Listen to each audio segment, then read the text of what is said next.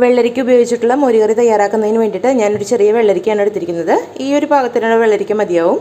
ഇതിനെ നമുക്ക് നന്നായിട്ടൊന്ന് മുറിച്ച് കഴുകി വൃത്തിയാക്കി എടുക്കേണ്ടതുണ്ട്. നമുക്ക് ഈ വെള്ളരിക്ക ഒന്ന് മുറിച്ച് ഒന്ന് ക്ലീൻ ചെയ്തെടുക്കാം.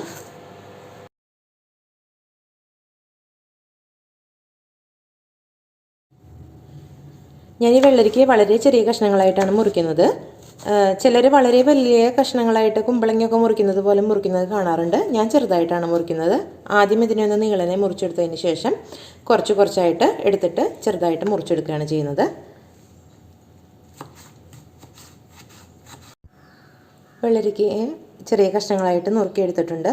അതോടൊപ്പം തന്നെ ഒരു ചെറിയ കഷ്ണം മാങ്ങ അതിനെ ചെറുതാക്കി മുറിച്ചെടുത്തിട്ടുള്ളതാണ്. കാരണം ഞാൻ ചേർക്കുന്ന തൈരിന് അധികം പുളിയില്ലാത്തത് കൊണ്ടാണ് ഈ മാങ്ങ ചേർക്കുന്നത്. ഇത് ഓപ്ഷണലാണ് കേട്ടോ. കറി വയ്ക്കുന്നതിനായിട്ട് ഞാനൊരു മൺചട്ടിയാണ് എടുത്തിരിക്കുന്നത്. ആ മൺചട്ടിയിലേക്ക് നമുക്ക് വെള്ളരിക്കയും അതോടൊപ്പം തന്നെ അരിഞ്ഞു വെച്ചിരിക്കുന്ന മാങ്ങയും ചേർത്ത് കൊടുക്കാം.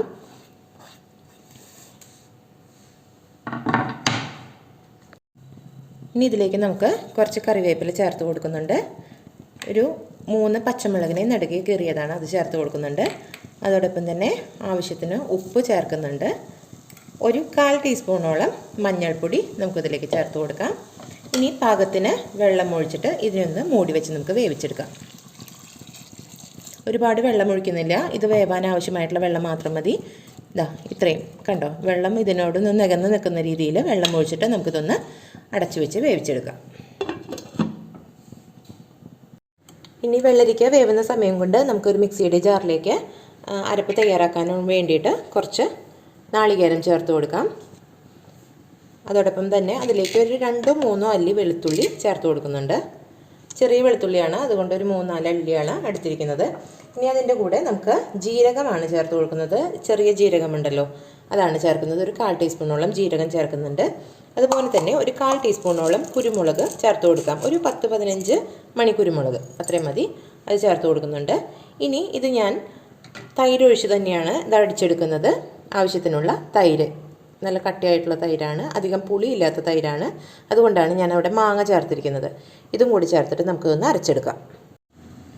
ഇനി നമുക്ക് വെള്ളരിക്ക വെന്തോന്ന് നോക്കാം. ഇതിലെ വെള്ളമൊക്കെ വറ്റിയിട്ടുണ്ട്, ഏകദേശം വെള്ളരിക്ക വെന്ത് വന്നിട്ടുണ്ട്. ഇനി നമുക്കിതിലേക്ക് തയ്യാറാക്കി വെച്ചിരിക്കുന്ന അരപ്പ് ചേർത്ത് കൊടുക്കാം. അരപ്പ് ചേർക്കുമ്പോൾ പ്രത്യേകം ശ്രദ്ധിക്കേണ്ടത് തീ ചെറുതാക്കി ഇട്ടിട്ട് വേണം അരപ്പ് ചേർത്ത് കൊടുക്കാൻ വേണ്ടി. പെട്ടെന്ന് തിളക്കരുത്. തിളച്ച് നമ്മൾ തൈരും അതുപോലെ തന്നെ നാളികേരവും ചേർത്തിട്ടുള്ളത് കൊണ്ട് തന്നെ ഇത് പെട്ടെന്ന് നന്നായിട്ട് തിളച്ച് പൊങ്ങരുത്. ഒന്ന് പതഞ്ഞ് വരുമ്പോൾ തീ നന്നായിട്ടൊന്ന് ചെറുതാക്കി ഇടണം. എന്നിട്ട് വേണം ഇതൊന്ന് വേവിച്ചെടുക്കാൻ വേണ്ടിയിട്ട്. കാരണം ഇത് തൈര് നമ്മൾ പതഞ്ഞ് കഴിഞ്ഞിട്ടുണ്ടെങ്കിൽ, അതായത് തിളച്ച് കഴിഞ്ഞിട്ടുണ്ടെങ്കിൽ തൈരിൻ്റെ കറിയുടെ രുചി തന്നെ മാറിപ്പോവും. അതുകൊണ്ട് ഇത് നന്നായിട്ട് ഇളക്കിയിട്ടൊന്ന് ചൂടാക്കി എടുക്കുകയാണ് വേണ്ടത്. ഇപ്പം നമ്മുടെ കറി ചൂടായിട്ടുണ്ട്. ഇനി നമുക്ക് ഗ്യാസ് ഓഫ് ചെയ്യാം. ഇനി ഇതിലേക്ക് താളിപ്പ് തയ്യാറാക്കി ഒഴിച്ചു കൊടുക്കാം.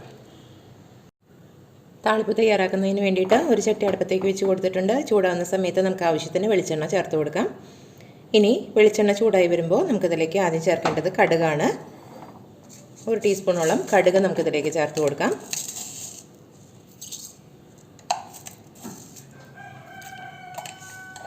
ഈ കടുകൊന്ന് പൊട്ടി വരുന്ന സമയത്ത് നമുക്കിതിലേക്ക് ചേർക്കാനുള്ളത് മുളകാണ്, ഉണക്കമുളക്. അതിനെ ഒരു 2 കഷ്ണമാക്കിയിട്ട് മുറിച്ചതിന് ശേഷം നമുക്കിതിലേക്ക് ചേർത്ത് കൊടുക്കാം. കടുക് പൊട്ടി വന്നിട്ടുണ്ട്. ഈ സമയത്ത് നമുക്ക് മുളക് ചേർത്ത് കൊടുക്കാം. അതോടൊപ്പം തന്നെ ഒരു 2 മണി ഉലുവ ചേർത്ത് കൊടുക്കുന്നുണ്ട് ഞാൻ. ഇത് ഓപ്ഷണലാണ്, ഞാൻ ചേർക്കാറുണ്ട്, അതുകൊണ്ട് ഞാൻ ചേർക്കുന്നു എന്ന് മാത്രം. ഉലുവ ചേർക്കാൻ താല്പര്യമില്ലാത്തവർക്ക് അത് ഒഴിവാക്കാവുന്നതാണ്. അതോടൊപ്പം തന്നെ നമുക്ക് കുറച്ച് കറിവേപ്പില കൂടി ഇതിലേക്ക് ചേർത്ത് കൊടുക്കാം.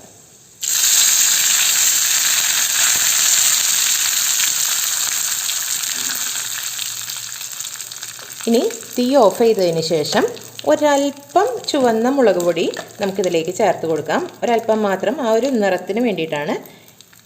ഇനി നമുക്കിതിനെ കറിയിലേക്ക് ചേർത്ത് കൊടുക്കാം.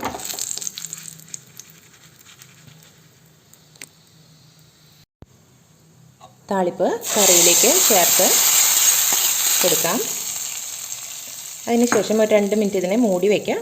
കുറച്ച് കഴിഞ്ഞിട്ടൊന്ന് ഇളക്കിച്ച് യോജിപ്പിച്ച് കൊടുക്കാം. ഇനി കറിയുടെ മൂടി തുറന്നിട്ട് നമുക്കൊന്ന് ഇളക്കി യോജിപ്പിച്ച് കൊടുക്കാം. അപ്പോൾ നമ്മുടെ അടിപൊളി ടേസ്റ്റിലുള്ള മോരുകറി തയ്യാറാണ്. കുമ്പളങ്ങ കൊണ്ട് നമ്മൾ മോരുകറി വയ്ക്കാറുണ്ട്. അതുപോലെ തന്നെ നല്ല രുചികരമാണ് ഈ വെള്ളരിക്ക കൊണ്ടുള്ള മോരുകറി. എല്ലാവരും ഒന്ന് ട്രൈ ചെയ്ത് നോക്കണം, അഭിപ്രായങ്ങൾ പറയണം. അപ്പോൾ നമുക്ക് അടുത്ത വീഡിയോയിലൂടെ വീണ്ടും കാണാം. അതുവരേക്കും ബൈ ബൈ.